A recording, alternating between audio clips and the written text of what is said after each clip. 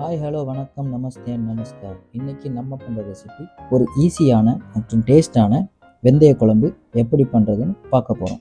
அதுக்கு முன்னாடி இந்த மாதிரி குக்கிங் வீடியோஸ்க்கு மறக்காமல் நம்ம சேனலை சப்ஸ்கிரைப் பண்ணிவிட்டு பெல் ஐக்கானை கிளிக் பண்ணிக்கோங்க.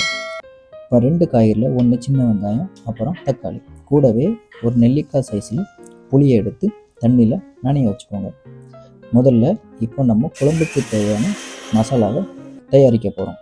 அதுக்கு ஒரு கடாயில் அரிசி 1/2 ஸ்பூன், வெந்தயம் 1/2 ஸ்பூன். வெந்தயம் கசப்பாக இருக்கும், அதனால் சரியான அளவு சேர்த்துக்கோங்க. சீரகம் 1 ஸ்பூன், மிளகு 1/2 ஸ்பூன் சேர்த்து இது எல்லாத்தையும் நல்லா வறுக்கணும். வெந்தயம் இந்த மாதிரி கலர் மாறினதும் ஒரு தட்டில் மாற்றி நல்லா ஆற வச்சுக்கோங்க. அப்புறம் இதை ஒரு மிக்ஸி ஜாரில் போட்டு நல்லா பவுடர் மாதிரி அரைச்சி வச்சுக்கோங்க. அடுத்து அதே கடாயில் நல்லெண்ணெயை ஊற்றிக்கோங்க. நல்லெண்ணெய் இல்லைன்னா எந்த சமையல் எண்ணெய்னாலும் ஓகே தான். ஸோ எண்ணெய் நல்லா சூடானதும் அதில் 1 ஸ்பூன் கடுகு, 1/4 ஸ்பூன் வெந்தயம் போட்டு கடுகு வெடித்து வந்ததும் ஒரு 30லேருந்து 35 சின்ன வெங்காயம் அப்படியே தட்டிடுங்க. ஸோ வெங்காயம் வெட்டி கூட போடலாம்.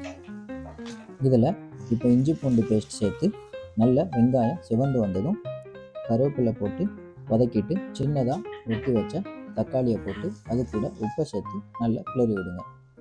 கொஞ்ச நேரத்துக்கு அப்புறம் தக்காளியும் வெங்காயமும் வெந்து எண்ணெய் பிரிஞ்சு வந்ததும் அதில் 1/4 ஸ்பூன் பெருங்காயப்பொடி, 1/4 ஸ்பூன் மஞ்சப்பொடி, 1 ஸ்பூன் மிளகாய் பொடி, 1 ஸ்பூன் கொத்தமல்லி பொடி சேர்த்து நல்லா மிக்ஸ் பண்ணுங்கள்.